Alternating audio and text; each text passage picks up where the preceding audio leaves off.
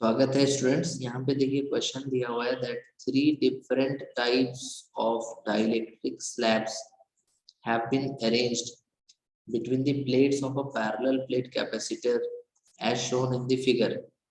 The equivalent capacitance of the system between the points P and Q will be.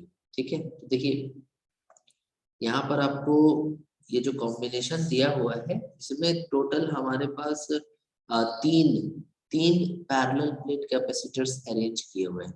ठीक है, तो इसमें आप इसको इस तरह से देखो कि अगर P और Q के बीच में इक्विवेलेंट कैपेसिटेंस हमें चाहिए तो हमारा जो चार्ज होगा वो P टू Q फ्लो करेगा, तो चार्ज ऐसे फ्लो करेगा। ठीक है, तो ये जो होगा ये P से Q की तरफ ऐसे बढ़ेगा। ठीक है, तो यहाँ पर आपको ये जो पार्ट है और ये जो पार्ट है, ठीक है, इसमें जो होगा ये दोनों क्या होंगे, सीरीज में होंगे, क्योंकि इसमें आपका सेम चार्ज इस तरह से जाएगा P to Q। Okay, series में होंगे। लेकिन आपका जो इस तरफ वाला पार्ट है, इधर वाला जो पार्ट है, इसमें तो आपका इनसे अलग पाथ मिलेगा चार्ज को जाने के लिए।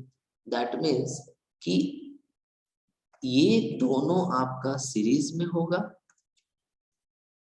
ये वाला और ये वाला सीरीज में होगा आपस में।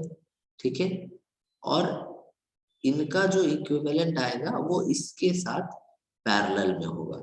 अगर हम लोग इसको एक डायग्राम के रूप में समझें तो आप ऐसे समझ सकते हो कि इधर वाला जो है ये एक कैपेसिटर हो गया और इधर में एक कैपेसिटर हो गया, दो कैपेसिटर हो गया। तो ये भी P से कनेक्टेड है, ये भी P से कनेक्टेड है, ये भी Q से कनेक्टेड है, ये भी Q से कनेक्टेड है। ठीक है, तो ये कैपेसिटर का नाम मान लीजिए कि C1 है, ये C2 है, ये C3 है। ठीक है, तो ये C2 है, ये C3 है और ये C1। तो इस तरह से है। ओके, तो आप यहाँ पर समझ गए कि कौन पैरेलल है कौन सीरीज है। तो अगर हम लोग सर्किट डायग्राम इसका सर्किट के रूप में इसको बनाए तो ऐसे बनेगा, इधर से P है।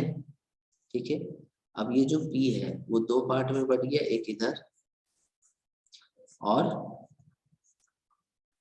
दो इधर, और ये Q है। ठीक है, इसका नाम है C1, इसका नाम है C2 और इसका नाम है C3।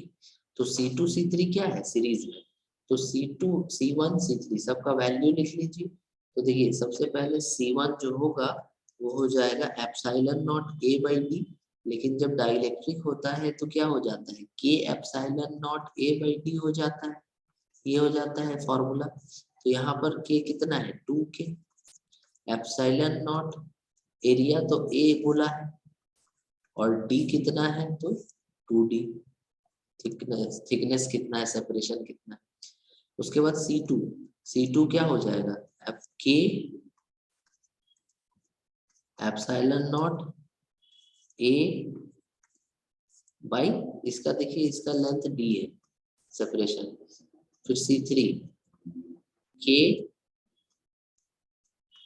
Epsilon not area A और इसका भी सेपरेशन B। ठीक है, समझ गए। तो अब यहाँ पर आपको ध्यान देना है कि epsilon not A by D तो सब में कॉमन है ना, K epsilon not A by D तो सब में कॉमन है ना, K epsilon not A by D तो सब में कॉमन है। तो आप क्या करो कि K epsilon not A by D को x मान लो ना, कोई दिक्कत तो नहीं है उससे। ठीक है, तो ये 2 कटेगा, K epsilon not A by D को x मान लो, तो ये 3x हो जाएगा, 3K epsilon not A by D, और ये हो जाएगा 6x। ठीक है, इससे इजी हो जाएगा कैलकुलेट करना। तो अब C2 C3 किस में है, सीरीज में।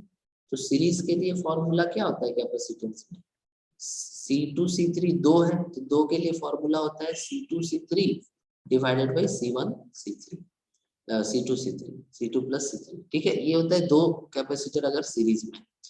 तो C2 कितना है 3x, C3 कितना है 6x, फिर 3x प्लस 6x, तो ये हो जाएगा 18x स्क्वायर बाई 9x, तो ये हो जाएगा 2x।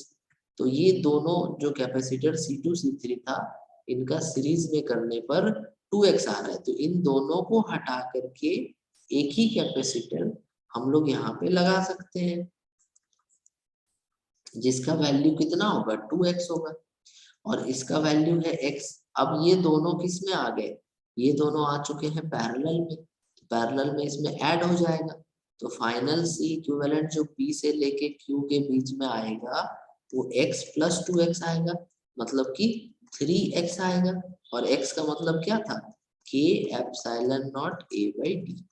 ठीक है, तो 3k epsilon not a by d जो है फोर्थ वाला थर्ड वाला दिख रहा है, थोड़ा सा कट गया है नीचे, आप उसको समझ जाइए कि d है, तो 3k epsilon not a by d जो होगा वो हमारा फाइनल आंसर होगा। ठीक है, सो आई होप आप देख लीजिए ना, इसको थोड़ा नीचे कर ही दे रहे, एक मिनट देखिए, हाँ दिखा आपको, थर्ड वाला यहाँ पे आंसर हो जाएगा 3k epsilon not a by d। So I hope that this cleared your doubt, thank you so much for watching.